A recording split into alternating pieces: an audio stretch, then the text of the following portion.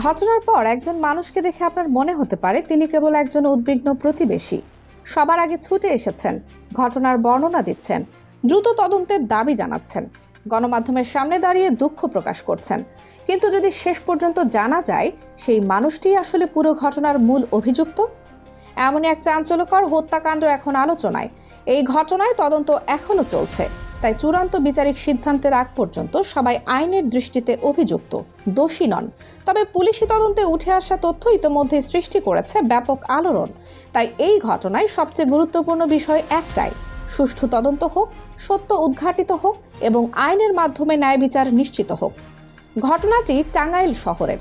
গত রোববার সকালে নিজ বাড়ি থেকে গৃহবধূ নাজমা আলমকে হাত পা বাঁধা এবং রক্তাক্ত অবস্থায় উদ্ধার করে পুলিশ।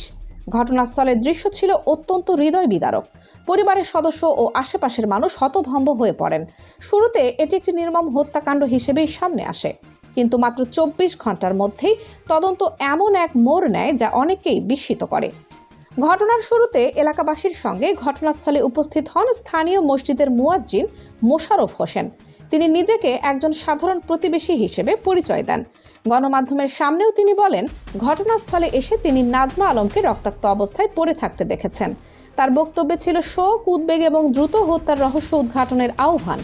বাইরে থেকে দেখলে মনে হচ্ছিল তিনিও অন্য সবার মতো একজন শোকাহত প্রতিবেশী। কিন্তু তদন্ত যত এগোতে থাকে ততই বদলাতে থাকে পুরো ঘটনার চিত্র।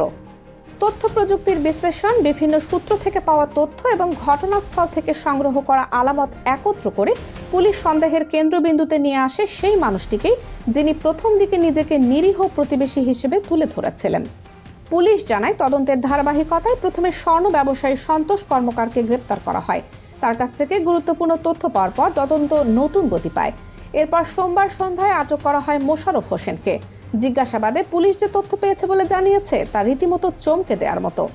পুলিশের দাবি অনুযায়ী টাকা ধার চেয়ে না পেয়ে ক্ষুব্ধ হয়ে মোশাররফ হোসেন নাজমা আলমের ওপর হামলা চালান।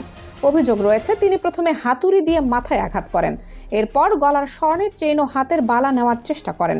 ভুক্তভোগী বাধা দিলে পরিস্থিতি আরও ভয়াবহ রূপ নেয় এবং শেষ পর্যন্ত তাকে হত্যা করা হয় বলে তদন্তে উঠে এসেছে। শুধু হত্যাকাণ্ডই নয়, ঘটনার পর আলামত নষ্ট করার চেষ্টার অভিযোগও রয়েছে। পুলিশ বলছে, ঘটনাস্থলের সিসিটিভি ক্যামেরা ভেঙে ফেলা হয়। এরপর স্বর্ণালংকার, ব্যবহৃত হাতুড়ি এবং ডিভিডি নিয়ে ঘটনাস্থল ছেড়ে চলে যান অভিযুক্ত। তদন্তকারীদের মতে এসব পদক্ষেপের উদ্দেশ্য ছিল ঘটনার গুরুত্বপূর্ণ প্রমাণ নষ্ট করা এবং তদন্তকে ভিন্ন পথে পরিচালিত করা। তদন্তে আরও উঠে আসে আরেকটি গুরুত্বপূর্ণ তথ্য। পুলিশ জানায়, চুরি হওয়া স্বর্ণালংকারের একটি অংশ, কিছু নগদ অর্থ এবং ঘটনার সঙ্গে সংশ্লিষ্ট বিভিন্ন আলামত উদ্ধার করা হয়েছে। একই সঙ্গে গ্রেপ্তার করা হয় স্বর্ণ ব্যবসায়ী সন্তোষ কর্মকারকেও। তদন্তকারীদের ধারণা, লুট হওয়া স্বর্ণ বিক্রি বা সরানোর ক্ষেত্রে তার ভূমিকা থাকতে পারে। তবে এই বিষয়ে তদন্ত এখনও চলমান এবং আদালতের বিচারিক প্রক্রিয়ার মাধ্যমেই অভিযোগের সত্যতা নির্ধারিত হবে।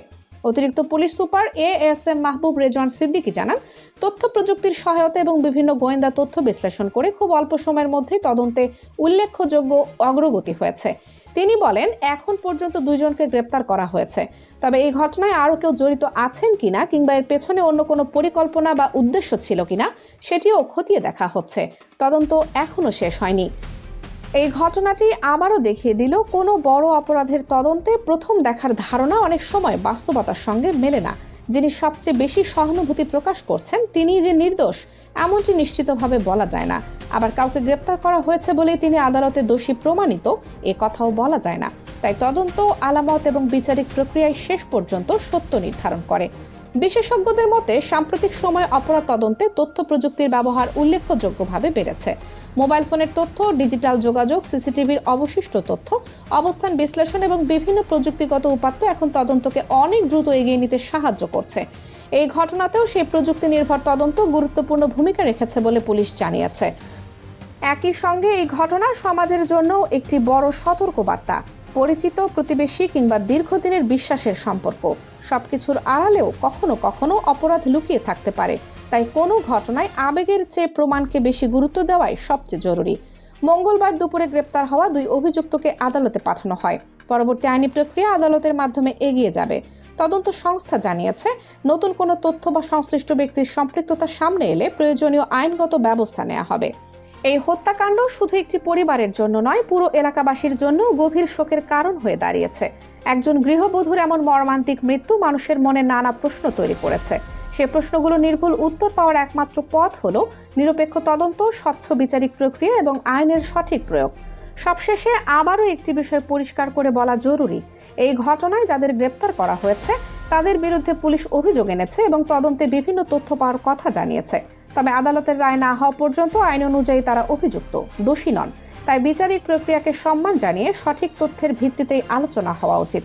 সবার প্রত্যাশা একটাই, ঘটনার প্রকৃত সত্য পুরোপুরি সামনে আসুক, দোষীদের আইনের আওতায় আনা হোক এবং নাজমা আলম হত্যাকাণ্ডের সুষ্ঠু তদন্ত ও ন্যায় বিচার নিশ্চিত হোক। কানিজ ফাতেমা, সোমা, 0 টিভি।